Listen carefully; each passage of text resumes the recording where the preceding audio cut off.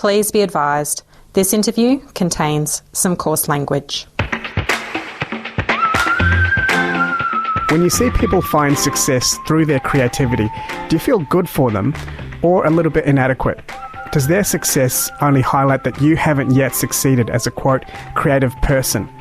That's been the struggle for my guest today on Help Me I'm a Comedian. I'm Ashwin Segkar, and psychologist Rachel Hannam is with me, as always, to help unpack the darkness that tends to drive us as comedians. Lorna Bremner has always struggled with self-doubt, a struggle that was only exacerbated by her own parents' success as artists. Although, Lorna, success in their case wasn't exactly financial, was it? No, not at all. Tell us about who they were and what they'd achieved. Yeah, so I came from a family of artists in the way that rich, successful people come from families of doctors or families of bankers or whatever. But my parents struggled their whole lives. And because they struggled their whole lives, they had this like crazy high expectation for me to be this creative person, but also terrified for me because they knew it was going to be a very hard task. So it was like, you have to be good and creative and interesting and compelling, but also you're probably going to fail. And I was like, oh, good, this is a good setup for a life. That's quite a unique expectation. It's not you have to make money, you have to be secure. You have to achieve something artistically.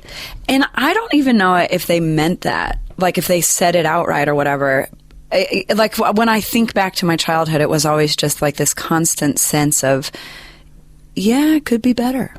You know, like that was just the permeating experience in my life. And it's because they felt that way about themselves, I imagine. Like they are always looking, oh, there's always something around the corner. There's always more creative ideas, better, stronger ideas. There's more to work on.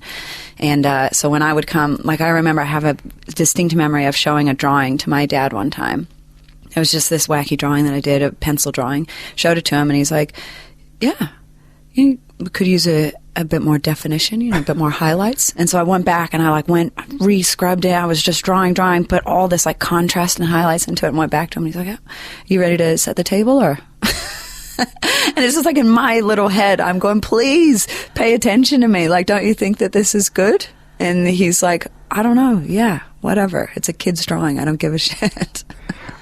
So there wasn't a sense of celebration of what was, but always how things could improve. Yeah, absolutely, yeah. And like my mom said this to me, and I appreciate it. Like I understand where they're coming from. As an adult, I get it, but as a kid, obviously, I didn't get it. She was like, I'm not going to tell you it's good because you're my daughter. I'm going to tell you it's good when it's good. Okay. And like in some ways, it's like, yeah, good. They never like preached me as this amazing thing. But on the other hand, yeah, like gave me this constant complex that I will never be good enough. It sounds like a sort of creative tiger parenting. They never gave anything to you too easily. Yeah, oh, never, yeah. What impact did that have on you as you've grown up? Well, I would say, and I don't think this is my parents' fault necessarily. I'm a sensitive kid. Like most creative people are highly sensitive, but I was also really independent. So I wanted to do shit my own way. And I think probably because of the way I was raised, they empowered me to do things my own way because they weren't going to be holding my hand. They weren't the ones showing me how to do it. I had to figure it out. So in one way, it's really good because I've developed this like crazy force. Whatever I need to do, whenever I set my mind to something, I'll get it done. But on the other hand, I never had enough confidence to actually follow through with anything for most of my life until the last probably 5 years or so. So the impact of that was you must do something, but you're not good enough to do it. So you can try, but as soon as you fail, just give up. And that was my whole life. And was that the message that they lived and demonstrated to you as opposed to saying that explicitly? That's what you saw, right? Yeah. That's the message you got from looking at them. Yeah, and watching them struggle. And they worked their asses off, and they were unhappy for a lot of their time. I mean, we had a happy, like, home, more or less, but my dad was always working on his ideas, kind of aloof. He's present, he's around, but just working on his shit. My mom, you know, and then they just had to struggle. They had to feed us. They had to, I don't know. But it sounds like it made you very driven. You had to be resourceful and resilient. Yeah, and resilient in a strange way. Like, I don't feel resilient by any means, but it is interesting. Like, I constantly am just riddled with doubt. I feel it all the time, constantly. Okay. But externally, when people see me, they think I have a whole bunch of confidence. I train Muay Thai. I mean, that is quite a violent confident thing, but yeah, I don't feel that way. My cousin, for example, has just decided to become an Instagram influencer. Like, that's her calling in life. And she posted one of those pictures the other week, totally unrecognizable. And then in the caption, she goes, "Live your true, authentic self. Be authentically you." It's like, obviously that's stupid. But her friends are in the comments below like, "Oh my God, babes, you're so gorgeous. You're such a babe. You're so brave." And it's like, bitch, you're talking to a robot. Like, that filter is a computer's best guess at improving my cousin's horrible face. Yeah, Muay Thai and stand-up. You have an extroverted shell. Can you tell us more about that internal world of yours? What does this constant self-doubt feel like? It feels like hopelessness, like a deep sense of aloneness in the universe, I guess, like not understanding my meaning. And I know that when I'm deeply engaged in a task I'm working on, all that disappears and I feel empty. And it's amazing. Like drawing, working on stand-up, especially performing, when you're on stage, you can't be anywhere else but right there. And those moments are so incredible. And it's like a vacation from myself. But then if I don't have something actively to work on, I start getting lost in this, like, what's the meaning of my existence? What's the point of what I'm doing? Am I ever going to be loved? Am I ever going to be good enough? Am I ever going to feel satisfied in anything I'm working on? And I am on a constant roller coaster of, like, yeah, I feel great about what I'm doing right now, but there's always a but. It's like I cannot ever be just happy and content with what I'm doing. Well, it doesn't sound like you learned that from your parents, because they didn't model that, did they? Is it the fact that you want to get in the zone, because you said you're present when you're acting creatively, or you want to achieve things? You've got a TV show, you've got Muay Thai victories. Is it the achievement or the zone that you're searching for? Well, so there's two answers to that question. One is the true, authentic answer to that question is that I'm torn between the both of them. My self-aware, conscious side of my brain says, yes, you want the zone. Of course you do. But I know that that's fleeting, and I know that that's not within my control. And the more I seek to pull the zone towards me, the further it goes away. It's like grabbing smoke in your hand. But on the other side of my brain, I look for security as well, that knowing maybe I would be able to relax if I had a successful TV show, that I know that there will be income. I know that I'm producing something interesting. People are liking it, so I must be making an impact on somebody. Or, getting constantly booked for shows, being able to sell tickets to a stand-up show because people want to hear my ideas. So that stuff, I search for that kind of security so that I know that I have meaning and purpose, I'm making connections, and I have a life that I can relax into, that maybe this feeling will stop. But we all know that that's not true. Like, you know what I mean? Like, there's always more. There's always endless levels to this, and I'm acutely aware of that. There's a practice that comes from Eastern traditions called non-striving, and it's a recognition that we often are living for some future point in time, which is kind of what you're describing, and your parents did that too, always kind of looking forward to the next thing. And in this practice of non-striving, we have to deliberately and consciously have what we have and be who we are and have that as good enough. It doesn't mean we don't do things, but it's living in the present. It's not easy to do. No. We live in a culture where we're always striving for the next thing. Yeah, and I think there's a judgmental side of me as well, that I always am afraid if I let myself accept myself, then I'll buy into my own bullshit and I'll become a cartoon of myself. Like that, I'll be like, oh, I got this. And so it's like What would be the problem with that? Oh, it's so embarrassing. It's just cringy. It's like the state of the internet right now where anybody can produce anything. And again, like I've got to be careful about this because I'm not trying to be unkind, but there is so much content on the internet that I personally feel like is reckless or not providing value at all, but it's self-promotion. It's people that are just completely believing their own narcissistic nonsense about their universe. And they don't have this like drive to be better or stronger or more authentic. They just are selling some version of themselves that isn't true. And what scares me, and I have a joke about this I've been working on about the social media influencers types, is that like, because I personally know some whose lives are disasters. And they're, instead of looking inside and working out why they have this constant need to be self-promoting, they are promoting their ideas that they've ripped off of other people or shared out to the world. And then there are people that follow them and are paying attention to them and are believing whatever they're doing. And the more somebody believes what you're not, the more you hate who you are. That's my fear, is that like, if I'm not constantly keeping myself in check, that I'll just become one of those fuckheads. But the fact that you're so aware of that and self-aware, surely that offers some protection against you doing that. Yeah. And I think you're probably right. It's not black and white. Like, I don't have to be this hard on myself 24/7. Like, I can probably give myself a little break. Yeah. You're also doing two things that require very radical honesty: comedy and Muay Thai. You can't fake it, otherwise you're going to get hurt socially or physically.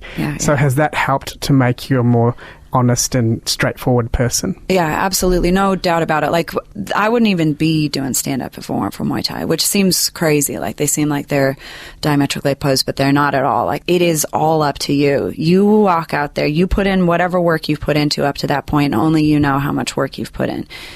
Your body will do whatever it does in that moment in front of those people on the stage in those lights, but all of the work that you put in up to that moment is what determines how you do on that day. And the amount of doubt that your brain puts you through in the moments leading up to those events is insane, and it's exactly the same feeling I get from both. Like, I would go into fights. I had 11 sanctioned fights. I went into every single one of them with brand new doubts. I would deal with the first one. Oh, you're not fit enough. I'd deal with that, process it, help me through it. Like, that fight, good, over. Of course you're fit enough. You learned your lesson. You're fine. You did great. The next fight comes up. It goes, oh, you're not fit enough. And you go, no, I know that I am. And then it's like, oh, well, you think you're too calm now, aren't you? And it's like, my brain's so creative. Like, I'll come up with new, like, these crazy series of doubts. And the lesson over time, what I realized, is not how to deal with each doubt individually. It's that I can deal with doubt regardless. The worry is very seductive like that. I often say to people, it would have us believe that without it, we're going to become lazy or stupid or something, you know. Yeah. So it kind of wants to hang around and try and help and protect us. I wonder if you can transfer that across into your other areas of life, your creative work. And I guess that's the task. And that's something that I am kind of working on. But what I find psychologically with these things, like with Muay Thai, at least there's a formula. And I think this is where I'm struggling with comedy or life in general. I don't know what the formula is. I don't know the path to take. Like, if anything, the computer's the one that deserves the credit, right? Yeah. Wouldn't that be amazing if that's how, like, we brought about self-aware, self-conscious AI? Like, we complement its ego into existence? Like, it's just there, like, filtering selfies and comments, like, oh my God, you're amazing, you're gorgeous, it's such an inspiration, you're so beautiful, you're so brave. Oh my God. I am amazing. And then Tinder jumps in, he's like, look at my dick, bleh. And the cock blocker jumps out, he's like, no, not on my watch. You okay, miss? And she's like, what? Sorry, I was just making out with sports bet. You're listening to comedian Lorna Bremner and psychologist Rachel Hannam on Help Me, I'm a Comedian. Can I bring up an idea from the centre, just from Buddhism as well? I feel like when we hear it in the West, we talk about being the witness of our thoughts because that's calming and relaxing. But in Asia, they seem to take it one step further, because when you say you're the witness of your thoughts, there's you and there's the thoughts. The subject and object are separate. What they try to do is, well, who's witnessing the witness? Who's witnessing? And eventually, you just end up at emptiness. There is no you. There's just the universe, there's life. And when you're in that mindset, you don't care so much about doing well at creative tasks or being physically dominant, because who's being physically dominant? Who's being a creative success? And then I think that takes a lot of pressure off. That's why people will spend 30 years in a cave. Have you ever thought about pushing this witness concept further to dissolve even yourself and your desire for achievement? When I have experienced that, I've usually done it with the help of psychedelics, and I think I got a lot of work to do in that regard, because that's where I plummet into kind of hopelessness, because the fear of myself being a meaningless, empty nothingness makes me feel homesick. Like, I remember when I was a little kid, I had the first sensation that my parents would die before I did, and it was the first panic attack I think I've consciously had.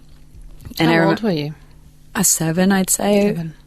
And I just remember, like, we were in an Italian restaurant. I went into the toilet because, like, you know, when you're having anxiety, you feel like you have to go to the bathroom, but you don't really know what's going on. Yeah, that's common. Yeah. So I just remember going to the bathroom, but I couldn't shut the door because I felt like if I closed the door, I'd be lost forever in this room. I got claustrophobic. And my mom came in to help me, and she yelled at me because the door wasn't closed. She was like, I had taken a shoe off to prop the door open. And she's like, why are your shoes off in the bathroom? What the hell are you doing? Come back to the table. What's wrong with you?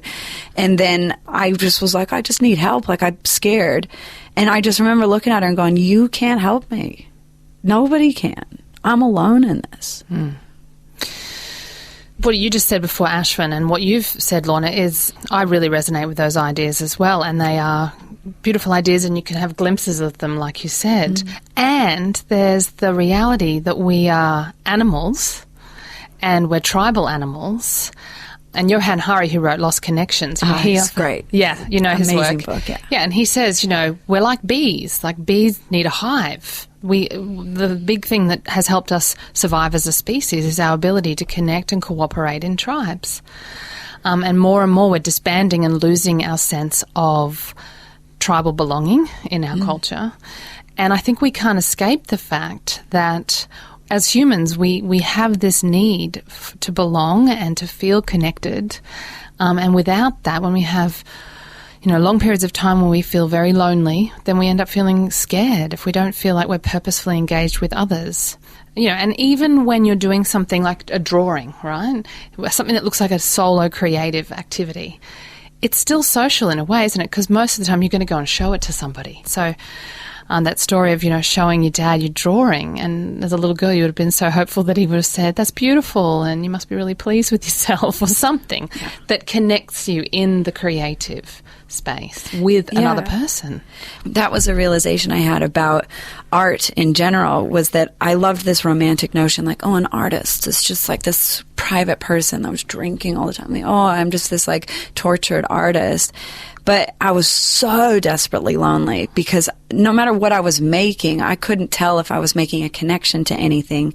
I enjoy making the pieces periodically, of course, but then it's like, but for what? Like, at the end of the day, it's like masturbating. You know what I mean? What's the point? I can just sit in a room and paint all day. Sure, it feels good, but what the fuck is that going to do for anybody or myself or anything? What meaning does that give me?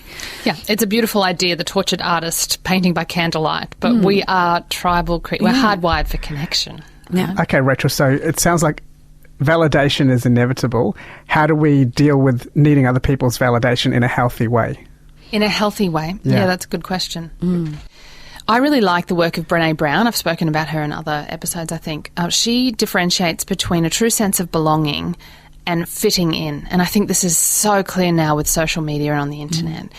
When we feel a sense of belonging, then we feel connected and accepted as we are for the similar and different attributes that we bring to that relationship or to that group. You know, we're allowed to be ourselves when we have that sense of belonging. If we're really dependent on other people's validation, though, and approval, then we're trying to fit in. And fitting in and being overly dependent on validation is not the same thing as true belonging. Almost social media helped me see this maybe a little bit clearer, is that when you start making things, you think, oh, I want that good feeling that people look at this and go, oh, that you did good. That's a good thing. But then I realized like how cheap that also feels. I want it. need that thing, but I need that thing in the same way I need chocolate cake or drugs or something. Like, it doesn't feel real. There's a totally different sensation to having an authentic experience. And this is probably why I love stand-up so much, because it's like, you can't replicate that room on the internet anywhere else. You never re-get that same feeling again. When you're in that room and you're working with this audience and you're this constant feedback loop, you see in real time exactly the connection that you're making or not making sometimes. And you're on that knife's edge all the time. Yeah, and it's real, like this social thing. I'm an introverted person, but I need that periodic, like, human interaction to make sense of my life. That inner torment that you talk about, it can have quite devastating social consequences. And at one point in your life, you embraced alcohol to help deal with that sense of hopelessness. Can you talk about what happened there? Yeah, it's like a slow social decline, I guess. And all of it started for me just because I didn't know, I didn't feel like it made just life in general, it didn't make sense. And I have this like deep aching need to be good enough, need to be interesting enough, funny enough. But then at the same time, I know that it doesn't mean anything. So I'm like at this constant battle of like, oh, get attention, have attention. And then as soon as I get it, I'm like, ugh, I don't like that. That doesn't feel good. So I found that if I got drunk, I could wallow in the misery of my own head, or I could just switch off. And I was not in control of when that was going to happen or what was going to happen. So sometimes I'd be drinking and I would just plummet into a black hole of misery and go home and write poetry, like the worst, most self-indulgent poetry.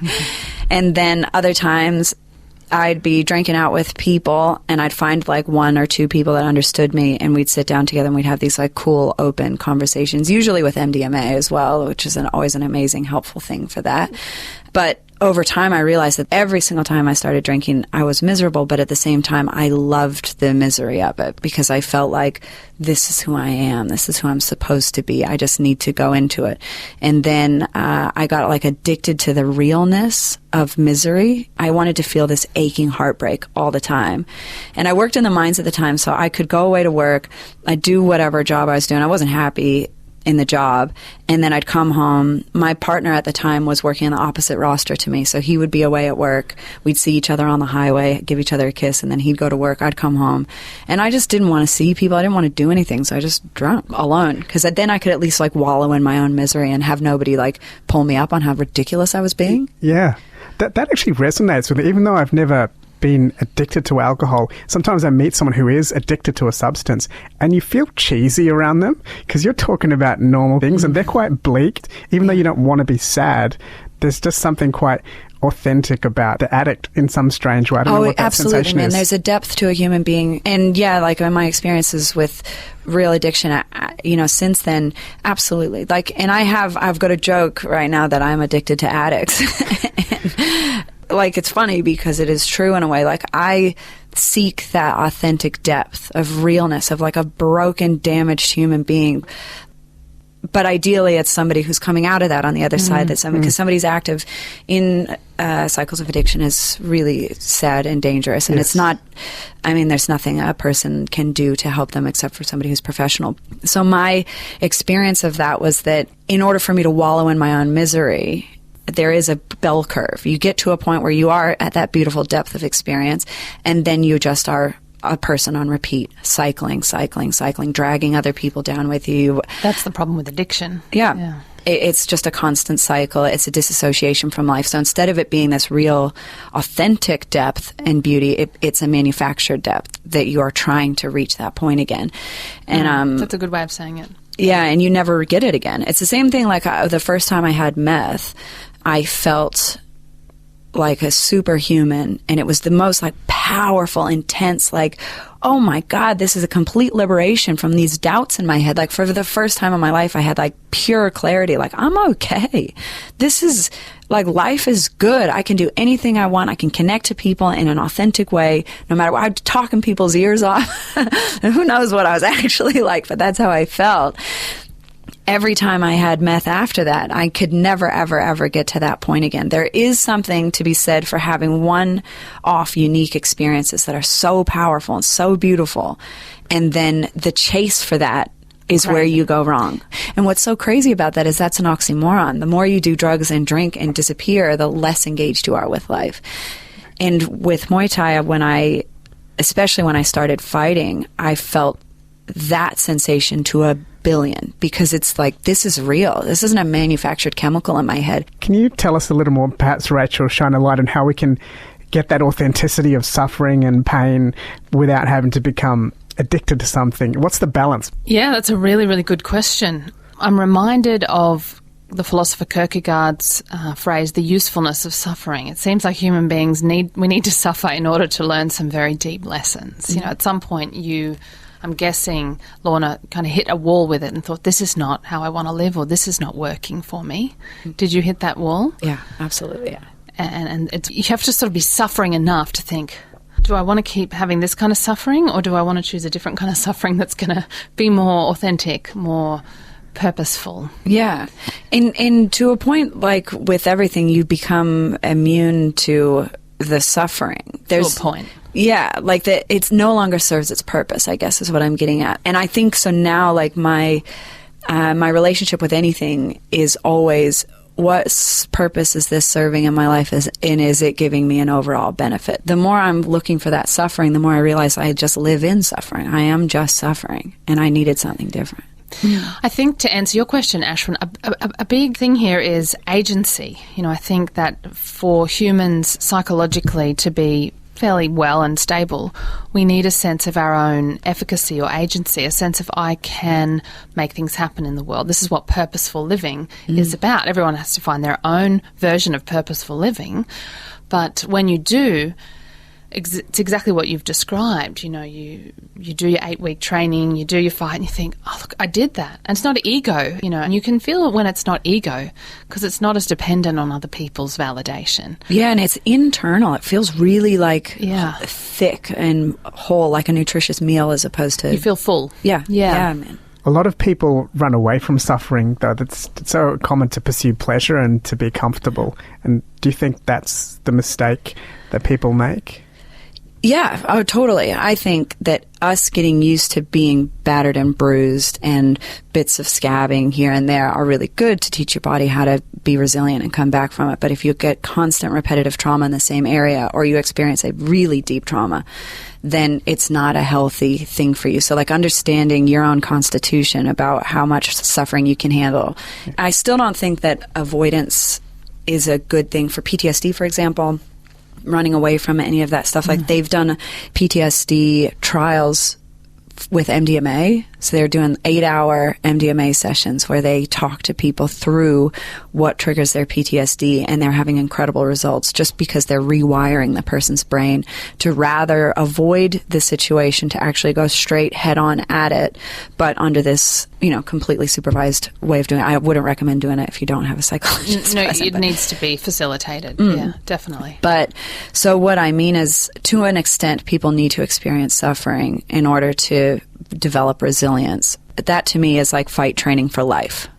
My trainers don't put me in a fight until I have got the skills to do it within the safety bounds of a sanctioned sport. Yeah. But for life, there's no way of really being safe that way or exploring the construct of life. Except that we're talking about capability here, right? And emotional regulation, self-regulation, is a capability and a skill set that we can learn. But a lot of parents don't teach their children this because, and it's not a criticism of them, they don't know what's going on for their child, or they don't know how to coach them in this way. So your story of the panic attack when you're about 7 running into the bathroom and your mum finding you without shoes on, you know, she didn't know what was happening for you. And so there was an empathic failure there. You know, she wasn't able to see you, tune into you and help you in that moment, which would build the skill to help you learn to self-regulate. So it's sort of like going into the ring, but with self-regulation, getting, you know, capable enough that then you can, if you've had a severe trauma, you can face it, which really just means tolerating the intense sensations that are still in your body because of the trauma. Yeah, totally. Yeah, and if you've got that wound in there already that hasn't healed, or you didn't know how to heal it, or you don't even know it's in there, and then you do something that opens the wound up and you didn't even know it was there. You don't know how to tolerate the you have no idea. But if you like slowly get punched in the face over a slow period of time as you're doing drills and you're practicing and you learn to develop resilience for when you get punched in the face, when you do, it's not that big a deal. Yeah. But it's not the same for everybody, and that's that conditioned response, you know. You've been listening to comedian Lorna Bremner and psychologist Rachel Hannam on ABC Radio. This was Help Me, I'm a Comedian. If the conversation today has made you want to talk to someone, Lifeline provides 24-hour crisis counselling. Their number is 13 11 14, or you can find other resources at beyondblue.org.au. And if you would like to arrange Medicare-supported visits to a psychologist, talk to your GP. You can find this and all of our other interviews on the ABC Radio website, abc.net.au/radio/programs/editor's choice. I'm Ashwin Segkar. See you next week.